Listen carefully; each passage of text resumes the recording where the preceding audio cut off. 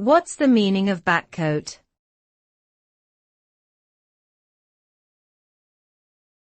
Backcourt.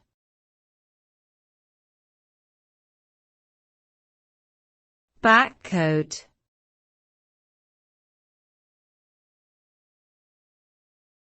Backcourt.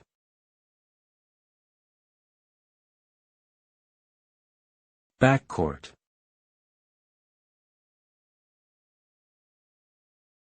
The term backcourt is commonly used in basketball and refers to the area of the court that is behind the mid-court line.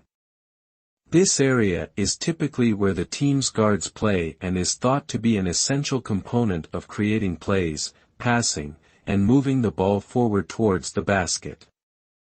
The backcourt is also the area where most of the defensive work takes place, with guards working to prevent opposing players from getting past them and into the key. The backcourt is an important part of a team's overall strategy, and coaches often spend a considerable amount of time training their players on backcourt skills and tactics.